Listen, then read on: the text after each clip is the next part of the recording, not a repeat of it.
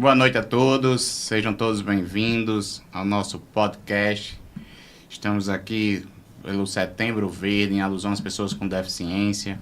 Vamos hoje tirar várias dúvidas sobre direitos da pessoa com deficiência, tanto no nosso município de Natal. Estamos aqui com a nossa secretária da pessoa com deficiência, direitos humanos, da CEMIDE, secretária Luciana Oliveira.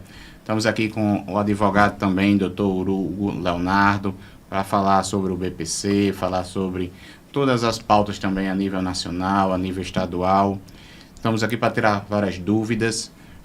Durante a semana recebi várias mensagens também para as pessoas tirar suas dúvidas. Então sejam bem-vindos todos aqui pelo canal do YouTube, aqui também pelo nosso Instagram. Seja bem-vindo, secretária Luciana. Muito obrigada, boa noite. Eu quero começar fazendo minha audiodescrição. Eita, eu já errei, tá vendo? Eu sou Luciana, eu sou uma mulher de estatura média, pele clara, cabelos escuros, lisos. Estou vestindo uma blusa verde, em alusão ao Setembro Verde. E estou muito feliz de estar aqui. Muito obrigada pelo convite, vereador. Tá vendo? Eu já levei um puxão de orelha no início, viu? Eu errei, é verdade. Quero fazer minha autodescrição também. Sou vereador de Natal, sou Teste Tinoco, uso óculos, cabelo preto, liso, tô de camisa verde, calça jeans, uso uma cadeira de rodas, sou da cor pele branca, tô com uma calça jeans e um sapato marrom. Seja bem-vindo, doutor Hugo Leonardo. Muito obrigado. Antes de mais nada, obrigado pelo convite. Boa noite a todos e todas. Vou fazer primeiro minha autodescrição, né? Aprendeu com a secretária, né? Eu ia fazer, né? Mas, pegando o gancho da secretária, logicamente que eu irei copiar um pouco do que ela falou, né? Sou um homem branco, de olhos claros, cabelo grisalho. Calma, viu, Tess? Eu sei que você está olhando para mim, mas essa descrição eu não vou falar. Né? Estou usando um blazer branco, camisa, acho que marrom, bege, alguma coisa assim parecida. Né? Sou advogado, militante há mais de 10 anos, na causa da pessoa com deficiência, por diversos fatores. Né? Um é minha mãe, que é pessoa com deficiência, por uma tentativa de feminicídio, ela é paraplégica hoje. E minha filha, que é autista, com 18 anos. Então, assim, a gente tem uma bagagem para falar sobre pessoa com deficiência hoje. Né? Espero sanar algumas dúvidas do pessoal de casa sobre os direitos da pessoa com deficiência. Ótimo, sejam todos bem-vindos. Secretária Luciana, vamos falar um pouquinho do nosso município de Natal, o que a nossa secretaria da CEMIDE já fez pela pessoa com deficiência, como é que está a Cipiteia, como é que está a luta das pessoas com deficiência, os direitos adquiridos durante esses 8 meses de gestão do nosso prefeito Paulinho Freire com a sua administração durante a CEMIDE. Pois é, vereador. Eu acredito que a primeira e principal entrega até agora foi garantir direitos às pessoas com TEA. Né? A gente teve uma conversa em janeiro ainda, logo quando a gente chegou na secretaria, e ainda naquele primeiro momento, quando a gente estava se ambientando, né, o que é que a gente vai, por onde a gente começa. E aí a gente já tem no horizonte o abril, né, o mês de abril, em alusão às pessoas com autismo, e isso não desmerece em momento algum, porque agora a gente vai estar trabalhando, a gente já fez as entregas para as pessoas com TEA, e a gente vai voltar às ações para as pessoas com outras deficiências. Mas naquele primeiro momento, nós imaginamos que uma entrega importante, significativa para o município de Natal, que inclusive está no plano de governo de Paulinho Freire, era justamente ter esse olhar mais cuidadoso, garantindo direitos para pessoas com transtorno do espectro autista. E foi o que nós fizemos. Nós fizemos ali, naquele primeiro momento, ainda em abril, no 4º mês de gestão, no início do 4º mês de gestão, nós lançamos a Cipiteia. Lembrando que foi um projeto de lei da sua autoria, então agradeço muito, em nome de todas as pessoas. Foi fantástico aquilo ali. Paulinho, imediatamente, quando você mandou, correu para sancionar o projeto na Câmara de Vereadores, o nosso prefeito Paulinho imediatamente também já sancionou e a gente já lançou a Cipiteia digital. naquele primeiro momento, pelo aplicativo Natal Digital. E hoje, em setembro, estamos muito felizes em fazer isso de forma física, né? Hoje essa semana a gente já lança essa carteira física, justamente para aquelas pessoas que não têm acesso ao digital, às vezes a criança, às vezes a mãe quer que a criança ande com aquele cordãozinho para identificá-la à distância, né? Para as pessoas darem a prioridade que ela precisa naqueles atendimentos. Então, acho que, assim, hoje a gente tem como uma principal entrega até agora a Ciptea, mas a partir de agora que a Ciptea vai estar consolidada, a gente tem já quase 2.000 expedidas em Natal. Então, se a gente levar em consideração o dado do IBGE, que é de 10.000 pessoas com autismo em Natal, a gente já está aí com 20% praticamente com esse direito garantido, o que em 8 meses é uma entrega muito importante. E aí, graças também ao seu mandato, aí esse apoio que você está nos dando. Com certeza, eu acho que a Ciptea veio para ficar. Ciptea foi uma lei de minha autoria, parceria com a senhora, que a gente já vem conversando desde janeiro, quando a gente sentou, conversando sobre as políticas públicas da pessoa com deficiência, e especialmente as pessoas com autismo. Acho que já vem um grande avanço. Eu sempre digo que essa secretaria CEMID, eu já disse algumas vezes à senhora, e posso falar aqui em público também, que eu já falei em público outras vezes, ela passou 3 anos totalmente morta. Eu acho que a senhora já fez, eu não tenho dúvida nenhuma, em 8 meses, o que não fizeram em 3 anos. E quem me conhece sabe que eu sou muito verdadeiro, e a senhora está fazendo, sim, um belíssimo trabalho em relação às pessoas com deficiência, em relação às pessoas com autismo, porque eu já venho batalhando essa Ciptea desde o ano passado, que eu venho conversando com a prefeitura e nunca fui ouvido. E agora, com a sua gestão, juntamente com o nosso prefeito, Paulinho Freire, eu acho que a gente sente já na nossa cidade um olhar mais inclusivo, um olhar diferente para as pessoas com deficiência. Lógico que a gente tem muito o que fazer. As pessoas com deficiência merecem respeito o ano todo, mas eu acredito muito na gestão e eu acho que a gente tem que vamos melhorar, sim, como melhorar nesse Setembro Verde, em alusão às pessoas com deficiência, dar essa visibilidade, mas não só no mês de setembro, a gente precisa ter esse olhar inclusivo, sempre eu digo, de 1º de janeiro a 31 de dezembro. Então, assim, a gente está sempre lutando em parcerias, sempre eu digo, nosso mandato não faz nada sozinho. E a senhora, o Paulinho, todo mundo são várias mãos desenvolvendo a pessoa com deficiência, a qualidade de vida dessas pessoas. E aí, a senhora, assim, em relação às pessoas com deficiência, lógico, foi um grande avanço a Ciptea, mas tivemos também a sala da inclusão, que nunca houve. O Espaço PCD, o Espaço né? PCD. Eu queria que a senhora falasse um pouquinho do Espaço PCD também. Acho que é importante para a gente dar visibilidade e a gente conseguir ampliar. Um sonho nosso é ampliar mais ainda o Espaço PCD para incluir todas as pessoas com deficiência em todos os ambientes, né, da Prefeitura de Natal. Eu estou falando do Espaço PCD, a gente precisa trazer aqui, vereador, que a gente está consolidando a Prefeitura nos eventos, porque é direito da pessoa com deficiência ter acesso a eventos com a inclusão que ela precisa. E aí o vereador, ele traz isso ainda em 2023, 2024, e acho que esse ano a gente consolidou de vez. O Espaço PCD é um sucesso em Natal. São João está aí para comprovar isso, Carnaval. Então, assim, as pessoas, de fato, que maravilha é ver as pessoas com deficiência indo para os eventos, indo para os shows, participando. E cada um do seu jeitinho, cada um na sua condição e participando. E as famílias felizes por esse momento, né? As pessoas com deficiência não ficam mais em casa, alheia ao que está acontecendo na sociedade. Elas estão, de fato, aproveitando o momento festivo. A gente tem, inclusive, a tradução, a interpretação de Libras nos eventos. Então, as pessoas surdas conseguem também, olha que legal, trazer a comunidade surda. Eu acho mais engraçado, secretária. 50% da área PCD são surdos. Pois é, olha que legal, que muito bacana. Eu tenho um conhecido, agora no São João, ele estava fazendo até um mestrado aqui no ISD, Instituto Santo Dumont, em Macaíba. Aí ele até postou na rede social. Aí fez uma filmagem, postou na rede social criticando a prefeitura, porque tinha várias pessoas que não eram deficientes na cabeça dele. E aí eu fui para a rede social dele e disse, olha, essas pessoas que você está filmando são pessoas surdas. A pessoa surda, você não vê visivelmente. Não é visível. A deficiência não é visível. E automaticamente você está criticando, você está sendo capacitista. Então, assim, eu solicito que apague esse vídeo, porque você está totalmente errado. Eu digo porque eu conheço esses surdos. Então, assim, como não é uma deficiência visível, as pessoas ficam criticando. Eu já escutei.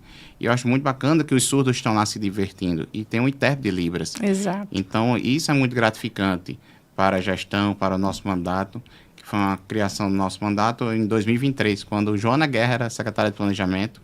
Eu fui conversar com ela e muitas vezes era de meia-noite, eu e Joana, analisando laudos porque a gente sabe que muitas pessoas nessas horas querem ser deficiente, para ter o privilégio, entre aspas, de assistir um show no front stage, né? Ali na frente. Porque eu já escutei, os deficientes têm camarote exclusivo. Claro, mas precisa, a acessibilidade necessária para eles. Imagina aí no meio de uma multidão daquela, do São João, de 100 mil pessoas, uma pessoa com deficiência fica lá no meio. Vai assistir o show como? Não vai assistir. O cadeirante, ele precisa ter a rampa correta. Ali na frente, eles estão entrando muitas vezes ali na lateral do palco, Isso. que é o local que geralmente a gente coloca ali o acesso, para ele não passar pela multidão. Imagina a dificuldade. Por isso que tem que ser no front stage ali. Eu estava falando com um amigo, diante de algumas críticas que houve do Espaço PCD, aí ele abordando, não, mas fica, né no quadradinho. Eu disse, você não tem noção do que você está falando, porque quando não tinha, eu e minha mãe, eu pequeno, a gente ia para um show de chiclete, e a gente era pisoteado, né? Minha mãe era pisoteada, era jogada cada vez mais para imprensada no palco, né?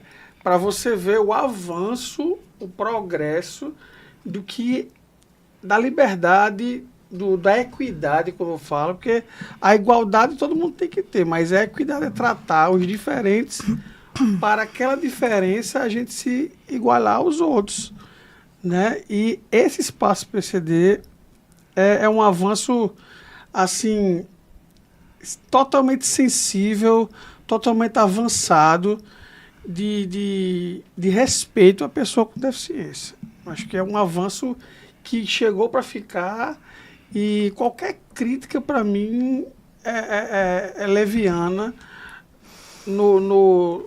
na condição do que é o Espaço PCD, né?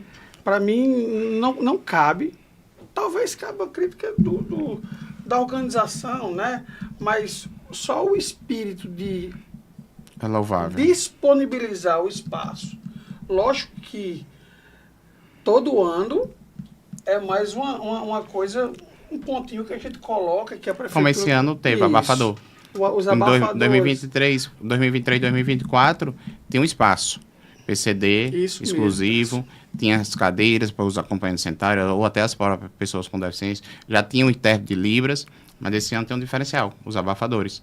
E, assim, não é só exclusivo para as pessoas com autismo. Tem muitas outras síndromes que têm a sensibilidade auditiva. Então, assim, esses abafadores foi um sucesso também. E todo ano vai melhorando, né? Todo Com ano certeza. a gente vai melhorando. E muita gente fala isso, mas não vê os bastidores, o que foi a luta, né? O que foi a briga e o que foi algumas palavras capacitistas que falaram, né? Do passado. Do passado, para Muitas. que esse Que hoje é um espaço sucesso. não acontecesse. E hoje é um Né? sucesso. E hoje é um sucesso. Hoje, Muito sucesso. Hoje no São João, no Natal, tanto na Arena das Dunas, tanto na Zona Norte, na Ridinha, um sucesso, com poucas horas Todos de os acabar. polos, né? Todos os polos um sucesso. lotados. No Carnaval foi outro sucesso, com poucas horas já esgotava. Vamos nos organizar Então, para assim, Natal e Natal, né? De com repente a certeza. gente duplicar essa área, já que a procura está sendo grande. Grande. Então, E é assim, algo a a gente pensar sabe que as pessoas com deficiência merecem o lazer. Já passa muitas vezes em tratamento de saúde, muitas vezes está ali focado na educação, para se formar. Então, assim, precisa também um momento de lazer. As pessoas com deficiência precisam desse momento. Eu acho muito bacana a pessoa ver o show perto ali do seu artista preferido. Várias pessoas com deficiência, quando olharam para um chão de avião, uma Simone que veio, ficaram praticamente, eu até brinquei com alguns, você já vai andar, vai sair dessa cadeira. As pessoas estão emocionadas, né? Emocionada, ela, a família, porque não tem esse momento de lazer. Então, muitos foram para o show pela primeira vez, porque ele estava muito dentro de casa, eu assistia às vezes pela TV ou pelo YouTube. Então, assim, eu acho muito bacana e muito gratificante olhar o sorriso daquelas pessoas ali, totalmente satisfeita. Tendo direitos garantidos, né? Mais do que acho que Isso. o principal é o direito garantido dela ao lazer, em eventos esportivos também, quando é o caso. E outra coisa que a gente fez esse ano foi a sala de acolhimento PCD. Né? Acho que é importante a gente falar. essa sala de acolhimento, para além do espaço PCD em eventos esportivos e de lazer, a gente está trazendo esse conceito, é um conceito novo para a Prefeitura de Natal, que é a sala de acolhimento PCD em espaços públicos. Lá na Secretaria de Direitos Humanos, foi a primeira secretaria, o primeiro órgão da Prefeitura de Natal que separou esse espaço de acolhimento. Porque como nós somos a secretaria, lá no prédio funciona não só a Secretaria de Direitos Humanos, funciona a Secretaria de Defesa Social e Segurança e também a Secretaria de Lazer, que são secretarias que recebem muitas pessoas com deficiência diariamente. Né? Então, a gente precisava realmente ter um espaço acolhedor para que, por exemplo, uma criança com autismo, uma criança com necessidades bem específicas, ela tivesse ali a condição de estar naquele ambiente, um ambiente climatizado, um ambiente feito para a criança, para o adolescente. Né? A pessoa adulta pode ficar lá? Pode, claro, mas ela é pensada para esse público aí da infância e adolescência e juventude. Tem brinquedos lúdicos, tem abafadores, né? Então tem uma cor específica e a gente vai ainda fazer os aperfeiçoamentos na sala. A gente quer deixar com cheiro, a gente quer deixar com uma música ambiente que acalme a pessoa. Eu entrei numa sala esses dias, uma sala de acolhimento sensorial, que eu disse, quem não quer sair daqui sou eu. de tão boa que ela é, de tão confortável e traz uma tranquilidade para a gente. Então a gente vai, com o decorrer do tempo, a gente vai evoluindo, o que já está bom, a gente melhora. E a gente vai também, né, vereador, trazer para outros espaços também da prefeitura, né? Eu sempre digo que tem que começar. Começando, com o tempo, a pessoa vai aperfeiçoando. Porque eu acho muito bacana dar o pontapé inicial. E assim, hoje você pode ver, algumas centrais de cidadão aqui de Natal, acho que é na Zona Sul, ali por trás do Ponta Negra Veículos e também da rodoviária também, rodoviária nova, também tem uma sala também para as pessoas com deficiência. Acho que foi uma emenda parlamentar do deputado estadual Kleber Rodrigues. Tem agora nos aeroportos, você já pode ver, aqui no aeroporto, aqui em Natal, já tem também, isso é muito bacana. No Shopping Midway tem, poucas Cidade pessoas, Verde Cidade Verde tem, se eu não me engano, acho que o Natal Shopping eu acho que também tem, se eu não estiver enganado. Então, assim, eu acho isso muito bacana. Tem no Partage Norte Shopping. Sim, no Partage, eu acho que deve ter mais ou menos 1 ano e meio a 2 já. Então, eu acho que é bacana a gente incentivar que as mães atípicas, os pais atípicos, levem suas crianças, seus adolescentes, seus adultos para esses espaços, para se sentirem mais acolhidos e sair do ambiente só da casa. Eu acho que é muito bacana, para conviver também com outras pessoas. A gente sabe que tem muitas deficiências que a pessoa fica mais retraído, fica mais quietinho, e aí começa a conviver com outras pessoas. O doutor Hugo deve saber bem que tem uma filha com 18 anos, já é uma adolescente, adulta. Assim, antigamente a gente tem aquela questão do manicômio, né? E o preconceito trancava as pessoas, principalmente as pessoas com algum problema, alguma doença mental ou condição, que o autismo não é doença, alguma condição, algum transtorno que se fizesse diferente do comum, né? E eram isolados dentro de casa. A quantidade de informação, o conversar, o divulgar, é que quebra esse paradigma do preconceito, né? E na hora que você começa a falar, começa a incluir, começa a fazer... a gente estava conversando sobre um exemplo agora, na hora que a gente começa a fazer o espaço PCD, todo mundo vê a repercussão positiva que deu, todo mundo vai querer fazer, pô. Entendeu? Porque é um público que vai, que se diverte, muitas vezes está em depressão, né? Por estar em casa, por não conseguir dizer, não está conseguindo, né, sair, e o poder público tendo essa coisa primeira, né, de colocar esse espaço para um público, né, que já tem um olhar de preconceito em cima dele, assim, é um afago, uma abertura de portas sem tamanho. Só para vocês terem noção, semana passada, quarta-feira, estava em Jardim do Seridó, fui homenageado pela Câmara Municipal de Jardim do Seridó, conheci a prefeita de Jardim, uma prefeita nova, até advogada, e ela me chamou e disse: vereador, eu gosto muito daquele espaço PCD lá da Prefeitura de Natal. Como é que vocês fazem?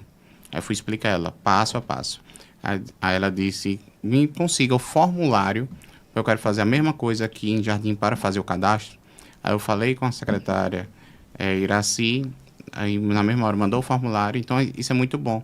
Então tudo que é bom se copia, está mais certo. Então aí, imagina aí, Jardim de Seridó está organizando agora, no mês de setembro, uma festa da padroeira. E vai ter, pela primeira vez na história, uma área PCD. Porque ela viu o sucesso que foi em Natal, no São João, no Carnaval e nos anos anteriores, então ela quer copiar a mesma coisa para Jardim.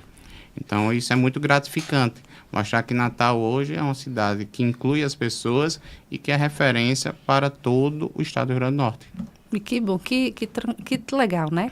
E em relação à Cipitea, nós também, lá na Secretaria de Direitos Humanos, estamos recebendo já pedidos de outros municípios aqui da região, querendo saber como que a gente fez a lei, né? Então, já temos aí agendas para a semana que vem, recebendo 2 pessoas de 2 municípios diferentes aqui, para saber como é que a gente fez aqui. Isso é muito bacana. E até eu recebo na minha rede social o pessoal reclamando.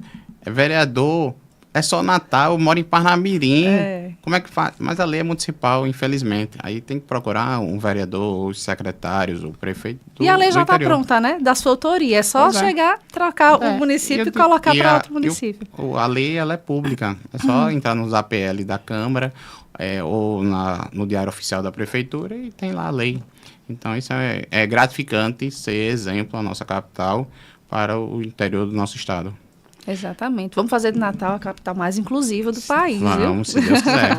E já somos, né, o número proporcionalmente de habitantes, o maior número de pessoas com deficiência do Brasil. Então, aí que Deus tem quiser, que ser referência tem que mesmo, ser né? referência para o nosso país. Com certeza. Exatamente. Doutor Hugo, vamos falar um pouquinho de BPC. Você que é advogado previdenciário. Muitas pessoas falam e relatam em relação ao benefício para gestão continuada. E muitas pessoas relatam que é muito difícil conseguir. Eu já recebi algumas reclamações, outras já disseram: eu dou entrada, quando vem na minha casa, se eu tiver uma geladeira nova, eu não consigo. Se eu tiver um ar-condicionado no meu quarto, eu já não consigo. Então, assim, eu queria saber se isso é verdade ou não é, ou como é que acontece o BPC, para falar todo o trajetório, até para a gente ter dúvidas, que é acho que mais reclamam em relação a isso, que muitas vezes a pessoa tem o direito adquirido, mas não consegue ter o acesso. Bom, Técio, esse benefício de prestação continuada são para as pessoas que não conseguem contribuir com a Previdência, né? Tem essas duas partes. Tem os idosos que não conseguem contribuir, depois de 65 anos eles adquirem o direito de pedir o benefício, e tem para as pessoas com deficiência, né? Essa questão da pessoa com deficiência está atrelado o BPC à renda per capita. O que é essa renda per capita? É 1/4 do salário mínimo por pessoa da casa. Vou dar uma conta matemática. Você pega um salário mínimo e divide por 4, né? Dá menos de R$400. Isso. Esses R$400 é que tem que... Menos, né? Um pouco menos. Tem que dar por pessoa da casa. O valor, né? O valor em dinheiro por pessoa da casa. Se passar desse valor, assim, tem que ter outros fatores para que esse benefício seja deferido. Na questão que você citou, de uma geladeira boa, de um ar-condicionado, eu acho uma interpretação muito antiquada, muito lá de trás, porque se coloca como o BPC, como ajudar o miserável, a miserabilidade. Mas o sentido da miserabilidade é um sentido subjetivo, né? Mas realmente quando chega para análise da autarquia federal, que é o INSS, ou do judiciário, até tem uma compreensão um pouco melhor dessa miserabilidade. Porque essa avaliação é feita pelo assistente social, né? Que vai na sua casa e avalia se você está dentro do de um padrão, né, de miserabilidade que você vai compor ali e se beneficiar. Realmente tem gente que exagera, Técio. Tem carro, moto, a casa muito bem equipada e fala, né, que está dentro do valor financeiro.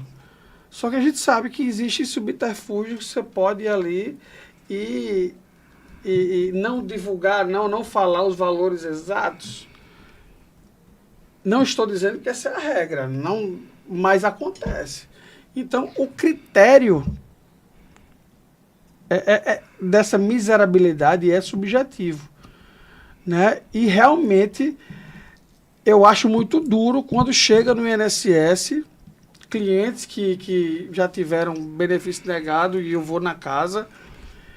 A gente teve que entrar judicialmente e conseguiu reverter judicialmente por causa de itens, né, de uma geladeira, ou porque a pessoa pode ter sido ajudada por um parente a comprar aquele item, né, e não pode ser levado isso só em consideração a miserabilidade da família, né? E principalmente quando a gente está se falando de pessoa com terra, né? Que aí... Que o governo federal atual queria cortar, né? Assim, há uns 2 anos atrás. O que era que eles analisaram? Eles estavam analisando igual o judiciário às vezes analisa, que é a incapacidade. A incapacidade de longo prazo. Quando o médico, né, ou psiquiatra infantil dá o laudo de incapacidade por mais de 2 anos, aí não tem o que se falar, é deferido o BPC, né? Que tem a parte financeira e tem a parte de saúde, no caso da pessoa com deficiência. Tem que se atestar a incapacidade de longo prazo. O que é que estava acontecendo relacionado ao TEA? Era que há uma enorme resistência, tanto pela autarquia federal, o INSS, quanto pelo judiciário federal também, dos peritos, na verdade, da Justiça Federal, de entender o autismo leve. Porque eles consideram o autismo leve que é capaz, normalmente, da sua vida cotidiana. Doutor, eu fiquei com a dúvida, eu quero perguntar depois, Isso tá? não é regra, viu, secretário? Isso não é regra.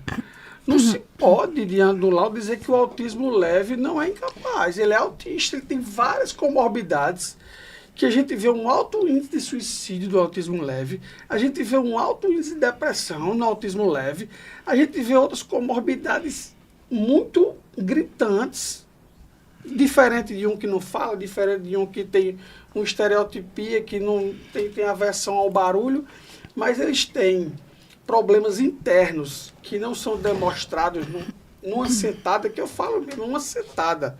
Uma sentada, o perito avalia uma vida todinha de um autista, que você, com sua andança nesse mundo do autismo, você sabe o quanto é complexo. Muito. Quantas pessoas têm que ser para a terapia do autista? Nossa. Aí eu lhe pergunto, secretária, um laudo que chega com exigência de TO, de psicomotricidade, de psicólogo, de 5 ou 6 especialistas, né? por ali. semana que tem que dar para essa criança. Eu estou falando num caso real, né, que a justiça não concedeu, ou estou falando da justiça perito médico, que a base da sentença do juiz foi a base do perito médico. E dizer que não tinha incapacidade de longo prazo numa criança que tinha que 5 ou 6 vezes na semana ter terapia. A terapia intensiva, como é que essa criança não é incapaz de longo prazo? Eu não consigo compreender. E o pior, que o governo federal queria, 2 anos atrás, cortar, colocar essas pessoas no mercado de trabalho, e aí quando você chega no mercado de trabalho, os empresários não querem contratar. De jeito nenhum. Não quer. Então, assim, aí como é que fica? Essa pessoa vai ficar como? Porque ele não recebe o BPC e não tem o mercado de trabalho. Muitas vezes o mercado de trabalho tem lá para cumprir a cota, as pessoas com deficiência têm nível superior, e aí não é desmerecendo ninguém, mas tem pessoas que ganham um salário mínimo, pessoas com nível superior, às vezes a pessoa é formada em administração e tem a vaga de nível superior para ser um SG. Isso. Então, assim, a gente precisa também ter um bom senso. E o empresário, infelizmente, ele não tem esse olhar.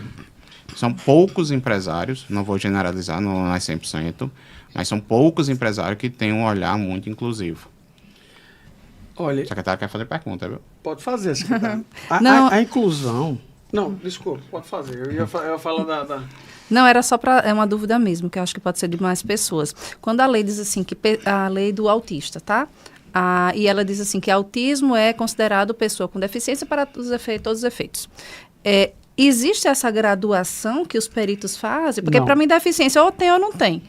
Essa é uma discussão enorme e voltou a ser discutida na turma Rexal, né, na TNU, na turma nacional de unificação, justamente dessa graduação. Porque quem graduou foi o médico que disse, o perito médico que disse. Ele inventou uma coisa que não existe na lei, é isso? Não, a lei equipara e ponto. Isso. Entendeu? Só que o que é que tem na justiça, na jurisprudência? A incapacidade de longo prazo. Se a pessoa com deficiência foi incapaz mais de 2 anos, é pontual isso aí.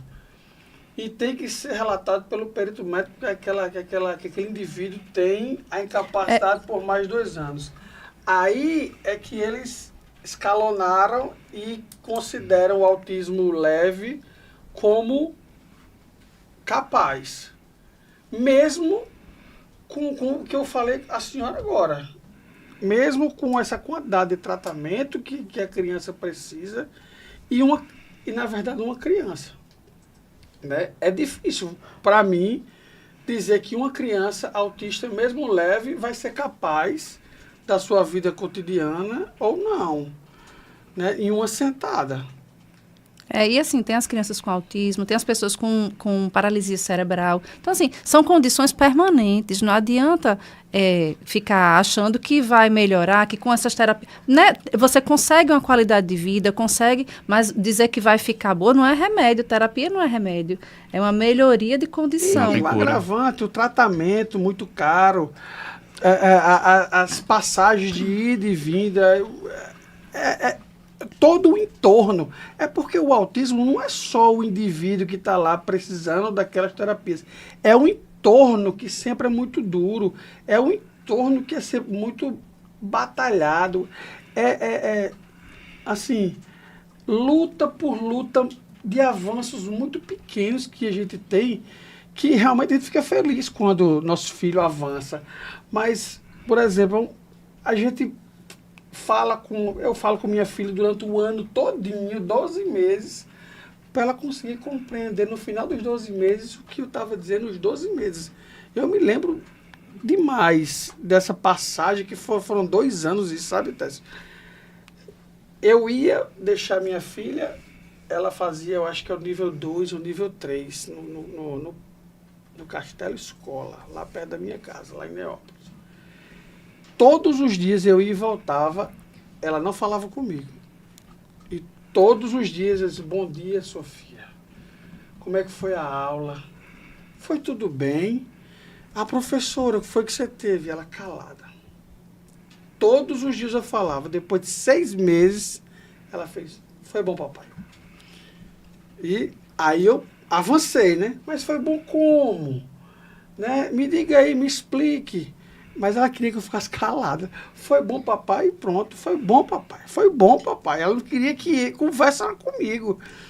Mas aí ela foi começando a falar comigo. Já dava bom dia, papai. E já sentava. Antes de eu responder, antes de eu falar.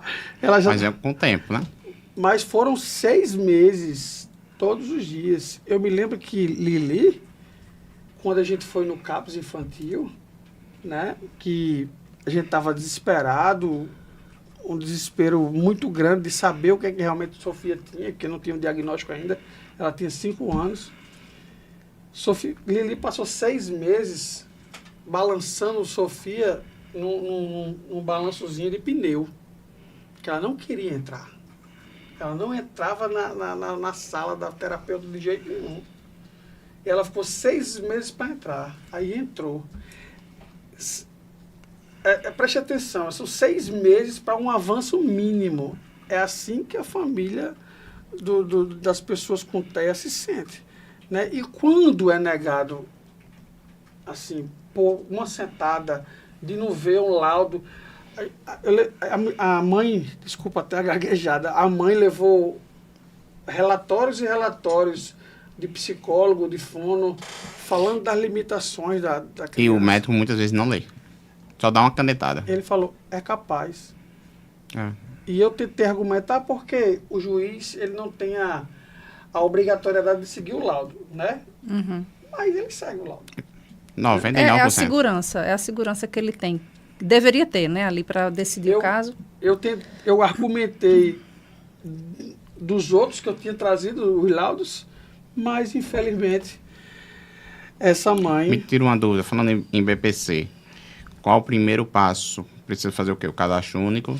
O cadastro único é importante sempre estar atualizado e eu oriento bem as famílias. Falem o que é para a verdade mesmo no cadastro único, porque vai ter a presença das assistentes sociais. Porque às vezes as pessoas omitem também. Omitem. Né? Aí quando vem a surpresa de uma presença da assistente social, né, tem o seu benefício negado. Por quê? Porque tem outras justificativas. Tem medicação, né, que pode sair desse parâmetro do valor. Né? Porque esse valor não é fechado, não. Eu vou dar um exemplo, para ficar melhor. Mas se a pessoa com deficiência tiver, mesmo que não a renda per capita for um pouquinho maior de 1/4, mas se tiver despesas, e essas despesas forem todas comprovadas, com notas fiscais, com um recibo, o que for, a pessoa tem o direito? É essa a justificativa. É porque não é... Estou falando em relação à justiça, porque assim, se for direto para o INSS, você vai negar, isso é fato. Não, o INSS, a maioria dos... Nega, a maioria, mas... A maioria dos médicos já são treinados para negar. Até eu já escutei... Até eu já escutei... lógico que totalmente informal, mas já escutei que diz assim, o médico nega porque ele ganha comissão, que não sei o quê. Então, assim, eu já escutei de tudo. Acho que a senhora também já deve escutar, secretária. Então, assim, os médicos já parece que são treinados para negar o benefício das pessoas com deficiência. O que é que eu oriento? Primeiro, vamos lá. É raro ter um médico muito humano. Mas eu acho que talvez não seja uma questão de humanidade, seja uma questão de especialidade. Também. Às vezes o perito ele não é especialista naquela situação, naquela área. E aí ele passou num concurso, ele está lá, né? Muitas vezes não é todo mundo que vai e mergulhar naquela área que trabalha. Muitas vezes ele acha que, né, tem condição ali e às vezes não tem, por não, assim, né, e nega por não conhecer. É igual os peritos médicos do Detran. Muitos médicos do Detran não têm especialidade e que muitas vezes vai fazer só um curso para ser perito de trânsito e um cursozinho rápido, básico. E eu vejo cada caso no Detran de reprovação. Muitos casos eu vejo, muitos. Já conversei diversas vezes, pessoalmente no Detran, com alguns médicos, com a central lá, a coordenadora, com o diretor, e muitas vezes até o próprio diretor disse, eu não tenho muita coisa que fazer, porque ele ali é um médico, eu não posso passar pela ordem do médico. E aconteceu já diversas vezes, não foi nenhuma, nem duas, esse ano eu já fui lá. Então, assim, acontece, eu tenho um caso, até um assessor meu, ele amputou 2 dedos da mão e ele tinha carteira de carro e de moto. E passou a vida todinha, 10 anos, pilotando moto. Aí ele agora foi comprar um carro novo e ele precisou passar pelo Detran. E aí, na mesma hora que o médico olhou para ele e disse, a partir de hoje você não pilota mais moto. Como é que ele passa 10 anos pilotando moto e de repente você vai cortar? E ele pediu, doutor, mas eu queria fazer uma avaliação e que é uma prática, e aí eu queria que o senhor fosse comigo. Aí ele disse, não precisa não. Não, aí ele meteu a caneta, ele tem o poder da caneta, meteu a caneta, tirando a moto dele. Passou 10 anos pilotando. Não, você não pode mais. Mas, doutor, eu sempre fiz isso. Não quero, não pode. Aí ele recorreu, aí, infelizmente, sempre cai nos amigos, negaram de novo. Mas aí pediu para fazer a prática, para os médicos avaliarem no dia a dia, foi negado. Então, assim, acontece demais. Um caso do Detran, aqui do nosso estado. Aconteceu comigo, eu tenho 20 anos de acidente. Quando eu tinha 3 anos de acidente, eu fui pedir minha renovação da habilitação. E quando eu fui no médico, o médico pegou um aparelho, eu não mexo o dedo, não tenho força no dedo zero. Aperta aqui. Aí eu disse, doutor, não aperta. Não consigo apertar. Não, então você é reprovado, você não tem condições nenhuma de dirigir. Eu disse, doutor, mas eu tenho amigos que têm muito menos força do que eu no braço e dirigem em outros estados. Eu vou ter que bater em São Paulo e em outro estado para tirar minha habilitação. E eu comecei a argumentar e um dos médicos olhou para mim e disse, não, faça muita fisioterapia que seus dedos voltam. Aí eu disse, doutor, meu problema não é o dedo, meu problema é uma lesão medular na cervical. Meus dedos estão intactos. O problema é onde passa a informação do cérebro. Não é o dedo. Eu posso morrer de fazer fisioterapia manhã, tarde e noite. Meus dedos não voltam assim. Às vezes é mais fácil voltar a andar do que voltar os dedos, que é mais sensível. Aí depois de mais de 2 horas, aí eu argumentando, aí um dos médicos disse, realmente eu tenho um filho com deficiência e meu filho voltou a mexer os pés e ele não voltou os dedos. Mas por mim você vai passar. E aí, depois de eu argumentar quase 2 horas numa sala com 3 médicos, um me passou, o outro passou e eu disse, eu vou analisar. Mas já tinha 2 votos. E aí eu passei ainda mais uns 60 dias para conseguir esse laudo. Mas aí eu voltei a dirigir. Então, assim, eu tenho hoje 15 anos que eu voltei a dirigir, porque eu argumentei... Imagine, de repente, você ter que fazer a renovação da carteira e passar pela situação desse rapaz da moto, né? Pois é. Imagina aí, e se eu não tivesse, há 15 anos atrás, se eu tivesse baixado a cabeça, tinha saído lá triste, estava em depressão, e porque eu não ia dirigir. E aí, sorte que eu argumentei para conseguir a minha carteira. Mas muitas pessoas não têm o conhecimento técnico, não têm a vivência, ficam com medo de questionar, porque está na frente dos médicos peritos, do Detran, estou dando um exemplo prático. Mas, infelizmente, muitas pessoas não teve a mesma sorte que eu tive. Então, saíram de lá o quê? Frustrados. Como aconteceu com esse rapaz que perdeu a moto. E aí, o que ele teve que fazer? Um mês depois, ele teve que vender a moto. Porque ele não tinha mais habilitação. E ele não ia pilotar uma moto sem habilitação. Ele só ficou com a habilitação do carro. Então, assim, acontece isso no INSS, no Detran. Ainda tem muita coisa, e porque a gente tem muitas leis. Temos a Lei Brasileira da Inclusão, a 13.146 de 2015. Temos muitas leis municipais, leis estaduais que amparam, mas às vezes falta conhecimento técnico também. Exatamente. E principalmente a vivência, né? Aí eu vou pedir aqui licença, eu vou tentar ser porta-voz aqui do pessoal que está no chat. Eita! E aí, vamos lá, tem uma pergunta aqui para a gente, mais para o doutor aqui. É de Renata Fernandes, tá? Ela fala assim, boa noite, queria perguntar ao advogado se o transtorno de conduta, junto com o TDAH, tem direito ao BPC.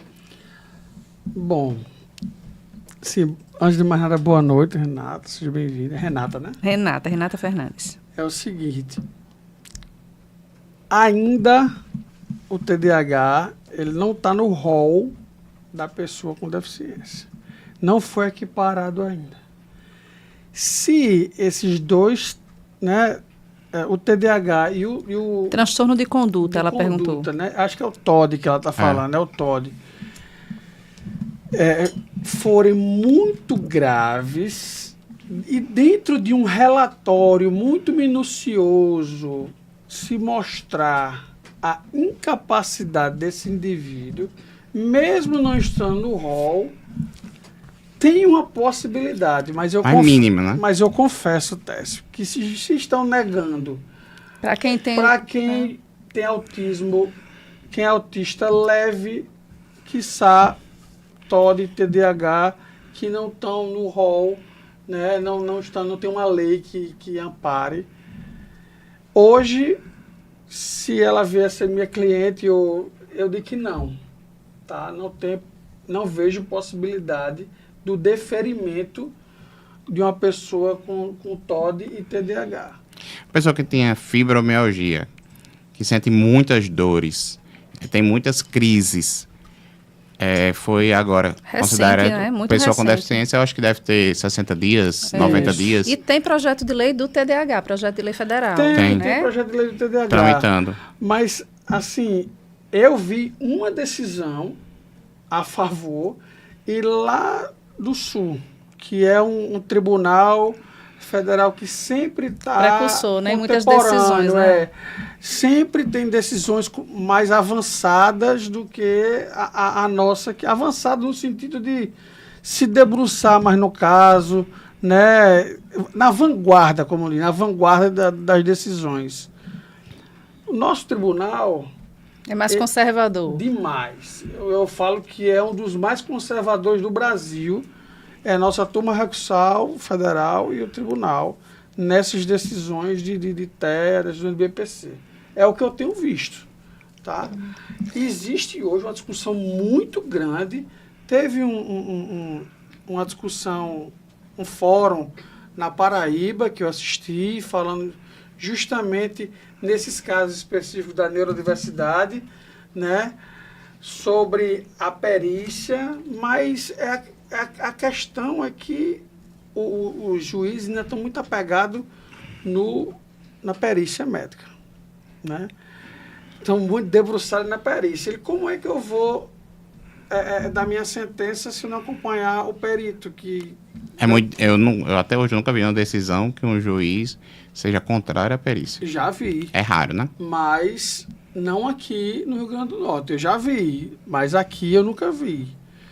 Eu pesquiso dioturnamente e eu não vi, né, decisões que contrariem a decisão do perito. Acho que eu consegui responder. Tem mais alguma pergunta? Vamos falar um pouquinho sobre a Lei Brasileira da Inclusão, a 13.146 de 2015. Na opinião dos senhores, da nossa secretária, do advogado, doutor Hugo, o que é que essa lei trouxe de avanços nos últimos 10 anos? O que é que vocês acham? A senhora quer falar primeiro? Não, eu acho que ela trouxe. É o que o senhor falou há pouco tempo, né? A gente tem pequenos avanços, mas avanços que estão se consolidando cada vez mais. A gente precisa, obviamente, a gente tem uma estrada muito grande aí para trilhar ainda, mas a gente já tem tido avanços significativos, né? A gente tem o reconhecimento do TDAH como deficiente, do TDAH não, do TEA como deficiência, achei muito bom. Da fibromialgia recentemente, porque era uma lei federal e você trazer agora a lei federal, salvo engano, ela designava aos municípios fazerem ou não esse reconhecimento. E agora existe, né? Eu lembro que Recife tinha esse reconhecimento e aqui em Natal não tinha. Natal não tinha uma lei estadual. A gente tem uma lei estadual, mas só que a lei estadual, ela não dá direito aos benefícios federais. Então, eu acho que agora com a lei federal, isso, aí com aqui certeza parou. a fibromialgia completou para quem não tem condições para entrar no BPC, para ter outros direitos também, acho que na lei. E a Lei Brasileira de Inclusão, ela traz exatamente isso. Ela traz o direito à acessibilidade dentro de espaços educacionais, ela traz as tecnologias assistivas, ela reforça o que lá atrás a Constituição já fala, o que o Estatuto da Criança e do Adolescente já fala, que é trazer para as crianças, né, ainda em tenra idade, que é onde, né, você tem maiores chances de ter de oferecer uma qualidade de vida melhor para aquele ser humano, justamente trazer o SUS para essa obrigatoriedade de próteses, de órteses, né? Acho que ela traz isso muito, ela reforça o que já tinha em outras leis, mas ela traz isso numa única lei dedicada às pessoas com deficiência. A parte de estacionamentos específicos, gratuidade em serviços públicos, em transporte público. Então, ela traz, assim, um portfólio de direitos, de garantias de direitos que a gente precisa avançar. Precisa, claro, mas a gente já conseguiu muita coisa. Eu acho que a Lei Brasileira da Inclusão, para quem não está nos assistindo, com outras palavras, é o Estatuto da Pessoa com Deficiência, Isso. como tem o Estatuto do Idoso. Eu acho que a Lei Brasileira da Inclusão, acho que conseguimos juntar todas as leis em uma única lei e, com certeza, garantir muito mais direitos. Porque antes da Lei Brasileira da Inclusão, vamos falar, a senhora tocou no assunto da educação. Antigamente, as escolas particulares cobrava o valor que elas queriam, de acordo com a pessoa com deficiência. Eu tenho direito a um auxiliar de sala, o valor é X. E hoje, com a Lei Brasileira da Inclusão, não. O valor é tabelado, ele é linear para todas as pessoas. Então, acho que já vem um grande avanço já em relação a isso. Apesar que ainda hoje, muitas pessoas, eu vi até um vídeo agora recentemente de um amigo, e falando que está com muita dificuldade de matricular o filho na escola particular. Sempre eu tenho vários amigos que dizem assim, rapaz, eu prefiro colocar meu filho na escola pública, que vai ter o auxiliar lá de sala, e que vai estar lá, e que eu não vou ter a dor de cabeça que eu tenho, às vezes, no particular. Que acontece, eu acho que no começo do nosso mandato, em mais ou menos 2021 para 2022, eu recebi uma mãe, ela é professora do IFRN, essa mãe. Ela tem um filho com autismo, ela morava em Santa Cruz, hoje está morando em Natal, e ela chegou lá num colégio aqui em Natal, o Colégio Henrique Caxixiano. E chegou e disse, eu estou com meu filho, eu quero fazer matrícula, sempre uma conversa pelo WhatsApp. E, resumindo, o colégio sempre teve a vaga. Sempre tinha. Aí disse, traga seu filho, venha passar um dia conosco para ele se adaptar e conhecer a escola. Trouxe o filho depois de uma semana.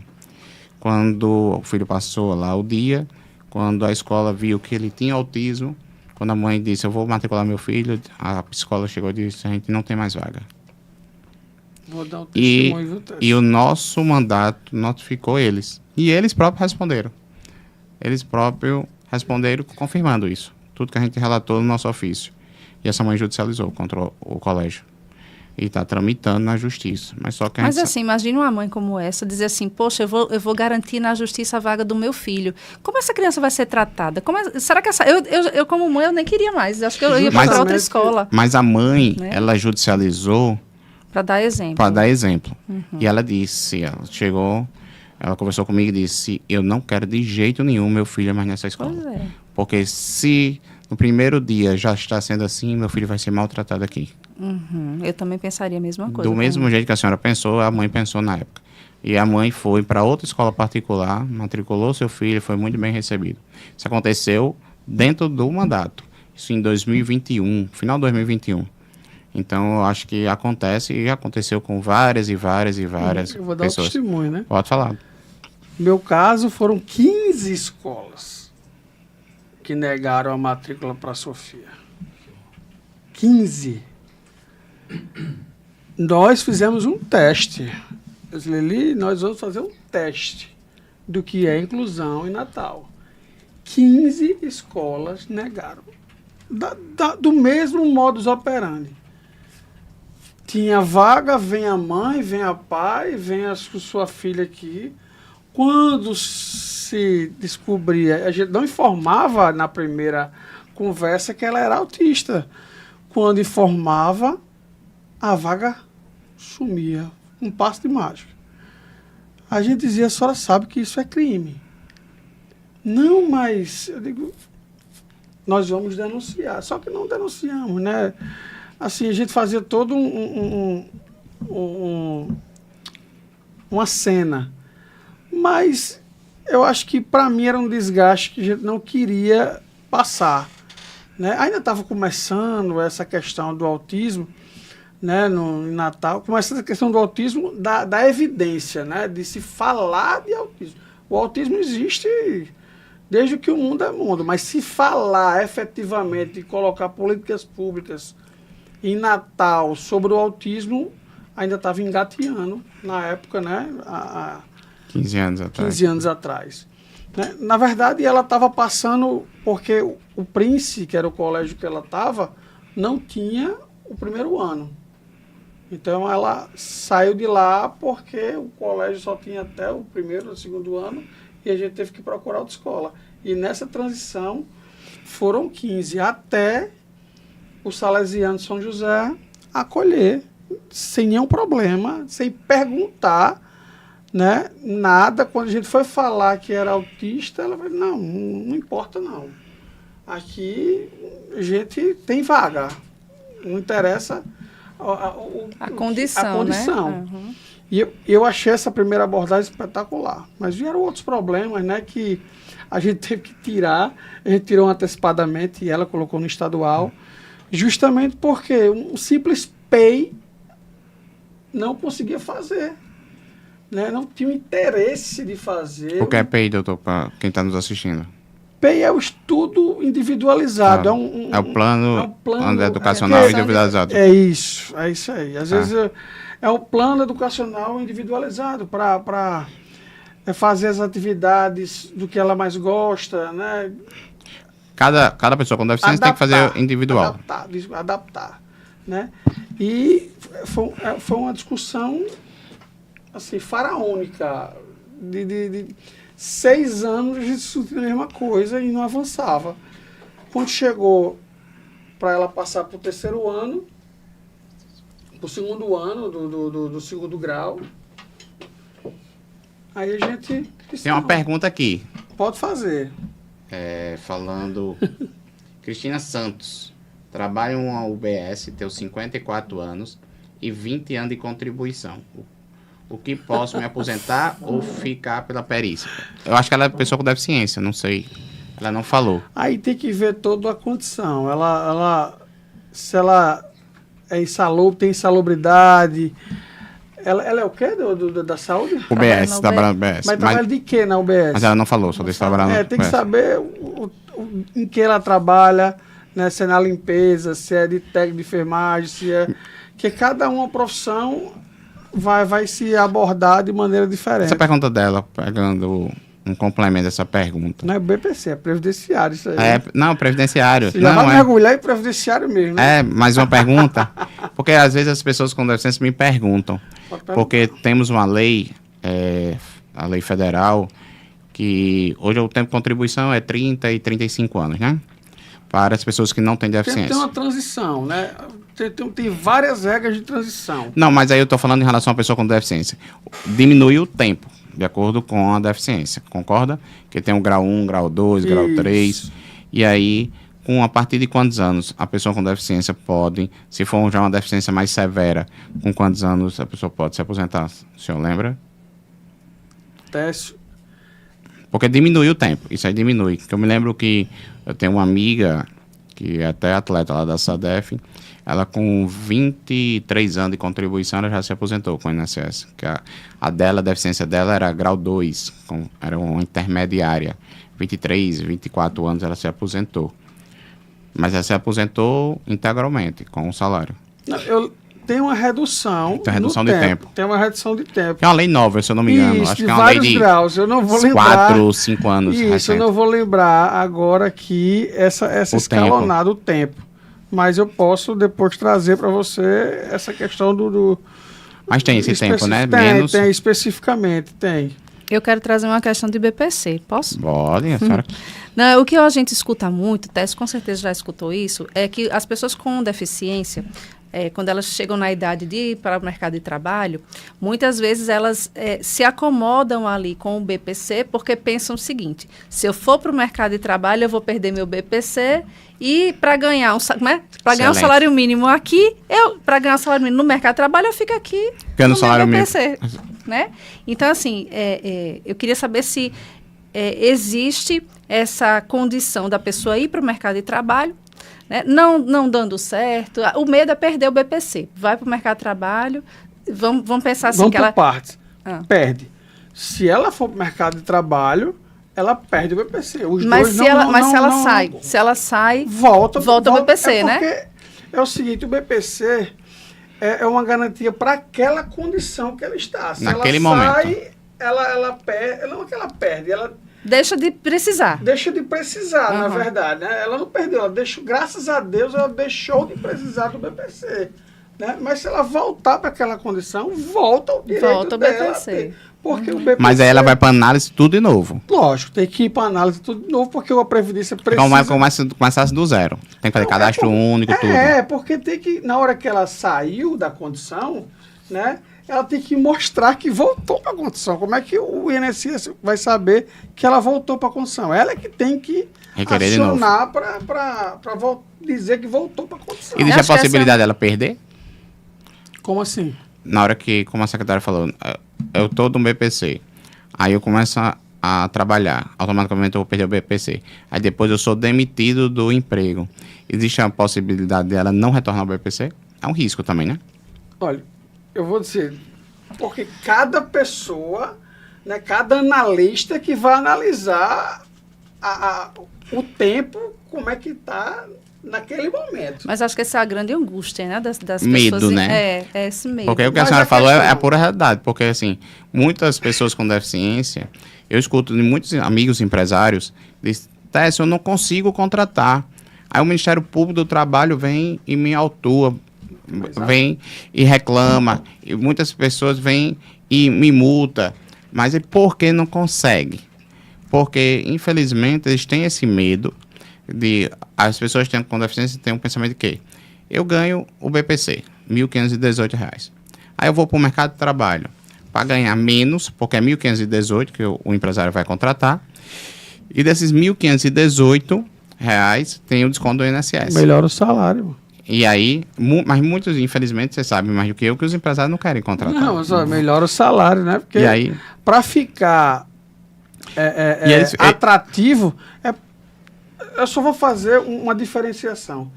Aposentadoria, né, trabalho, você vai contribuir. É previdência social. Porque o INSS, ele junta os dois, tá? BPC é a Condição. parte da assistência social. É para quem tem condições de contribuir. Né? É um auxílio. Né? É um auxílio àquelas pessoas que estão naquele padrão, né, de miserabilidade. Se você sai daquele padrão, se você contribui, para mim é excelente que você está contribuindo.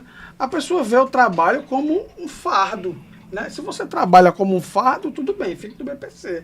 Mas para mim, o trabalho é uma coisa que É até terapêutico, às vezes, né? Você vai socializar, você Isso.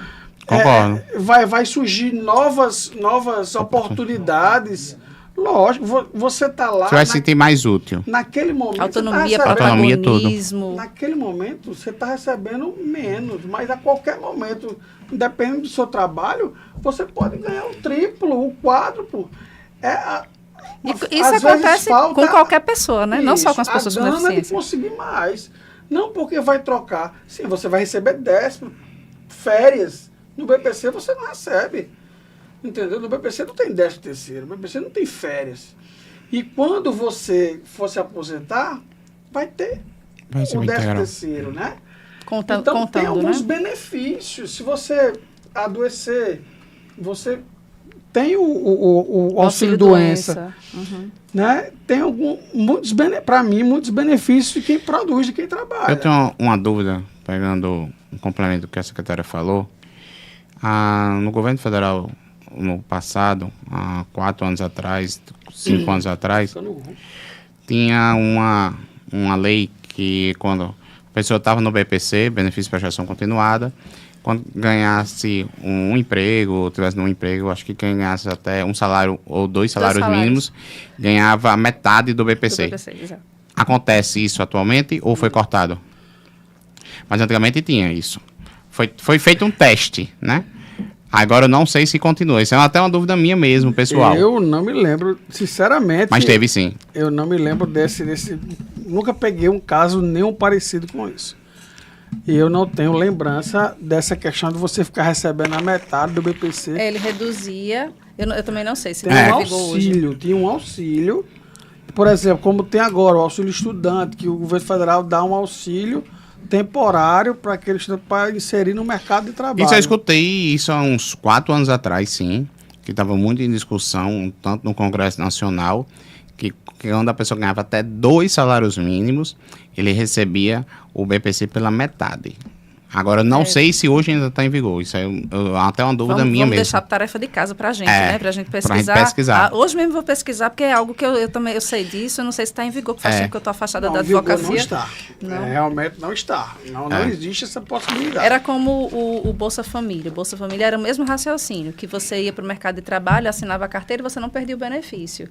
Então, hoje, eu acredito, também não estou acompanhando a legislação, mas hoje o Bolsa Família, salvo engano, você tendo a carteira assinada nada, você perde o benefício. Mas não é sei se eu estou porque enganada. essa questão não é automática. As pessoas pensam que é automático. Quem tem que informar é você, né? O governo federal só vai perceber depois de 6, 7 meses, né?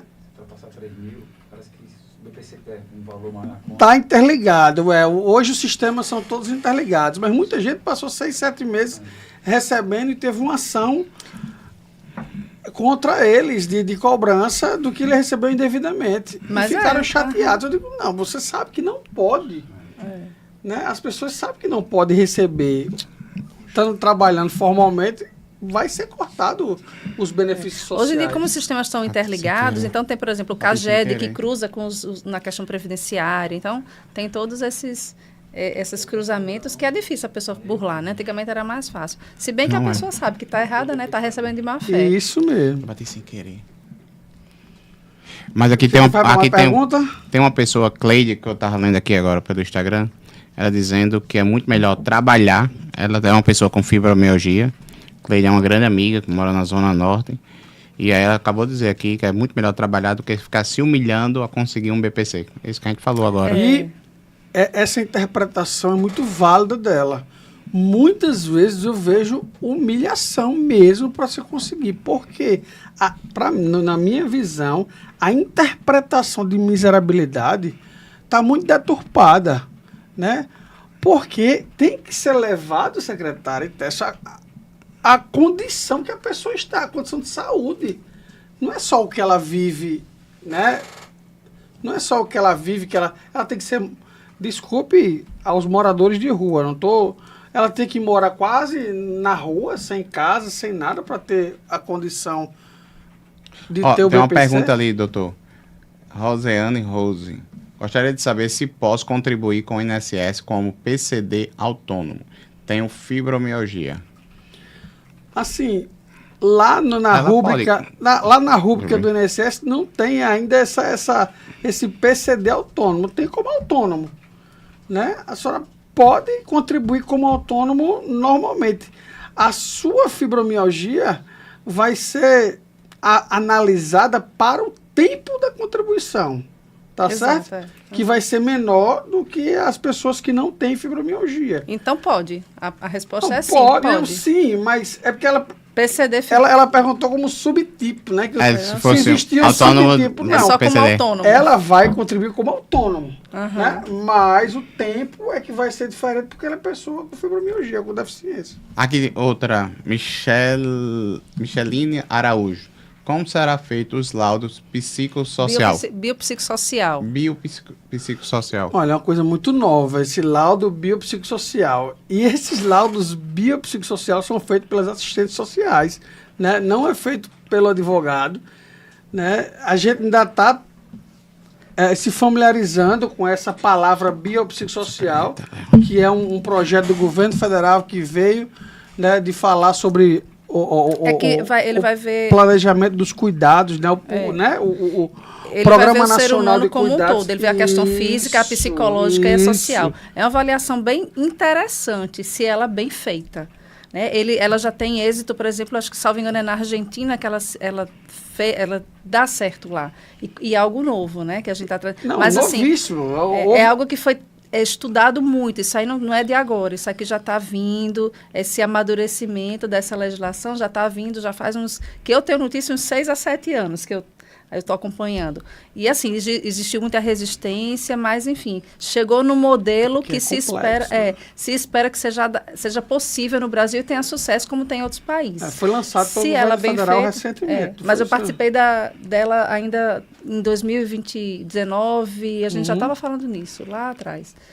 Porque demora, né? Quando você chega aqui no final, porque muita gente já opinou, já passou pela mão de muitas pessoas, muitas equipes técnicas, já voltou, já se discutiu, já se fez audiência pública. E isso tudo foi... tem um projeto de lei do município sobre esse programa de cuidados. Do cuidado, eu acho que a gente aprovou semana passada. Isso mesmo. Nosso mandato aprovou da rede municipal do cuidado, tanto da pessoa com deficiência e tanto da pessoa que não tem deficiência. Foi aprovado semana passada. Ainda não está indo para a sanção do prefeito. Acho que na próxima semana vai para a sanção do... Vai ser uma política municipal de cuidado? Política... Porque tem uma política...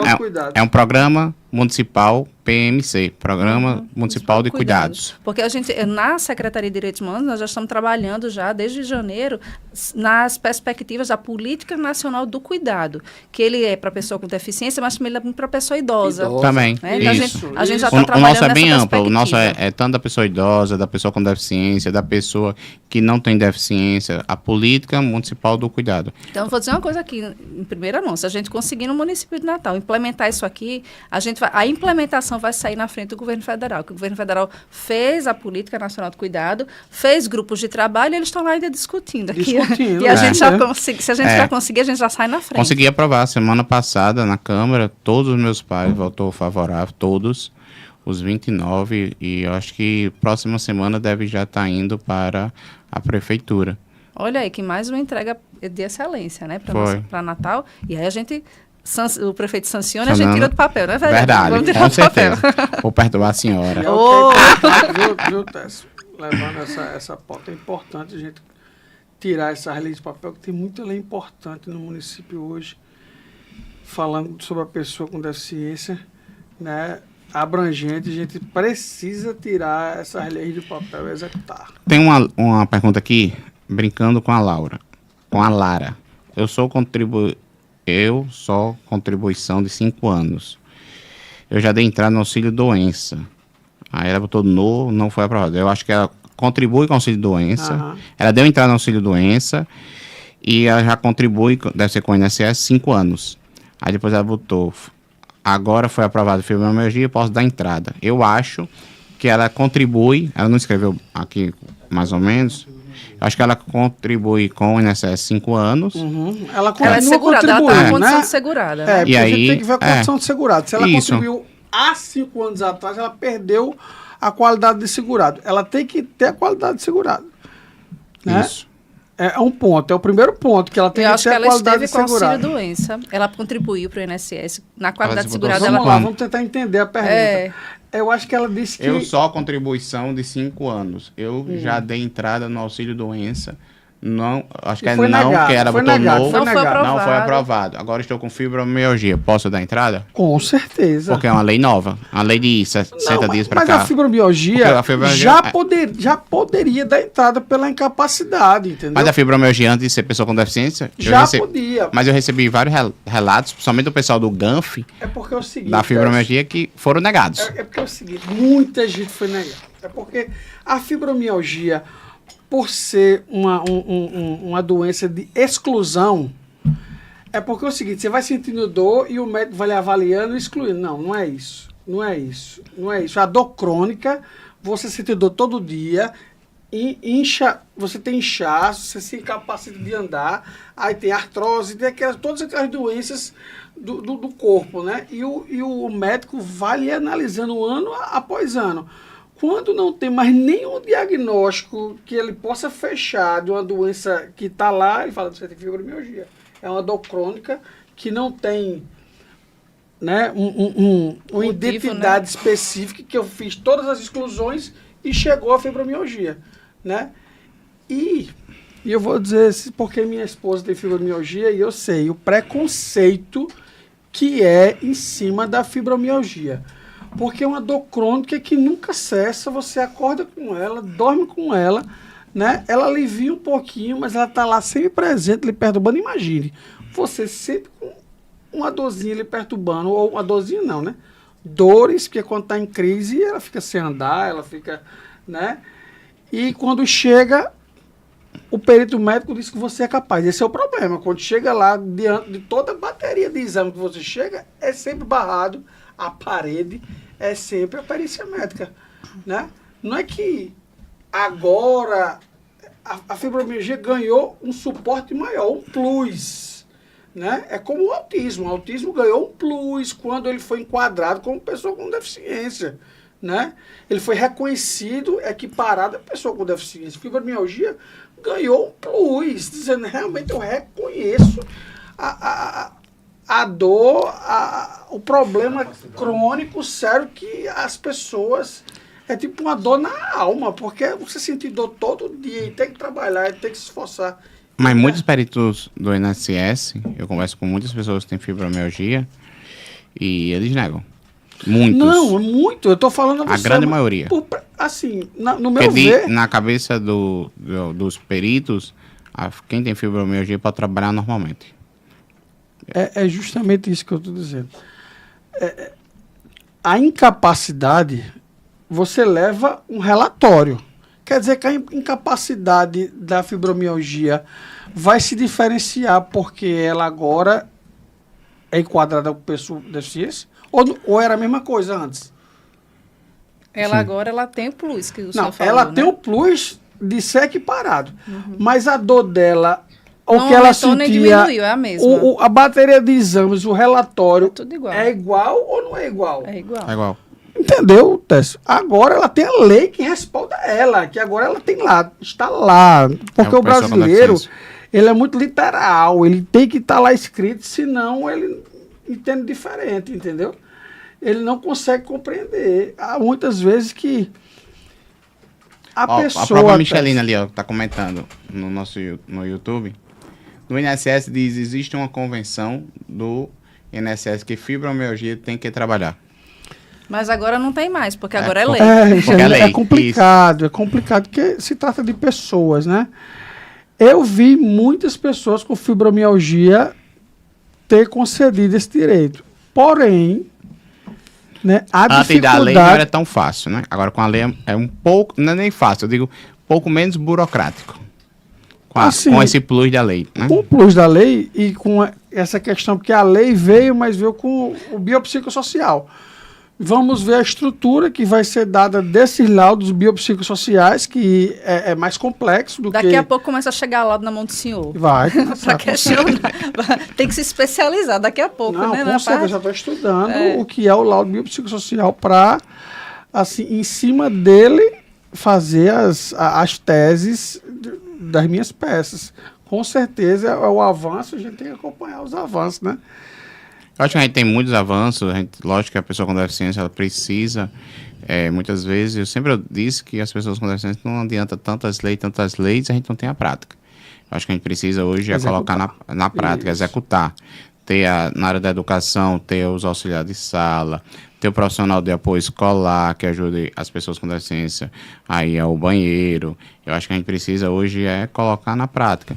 Ter uma saúde, ter direito, tanto se a pessoa tiver plano de saúde ou ir atrás do SUS, hoje a gente tem um caos no Brasil todo, Natal não é diferente, mas é no Brasil todo.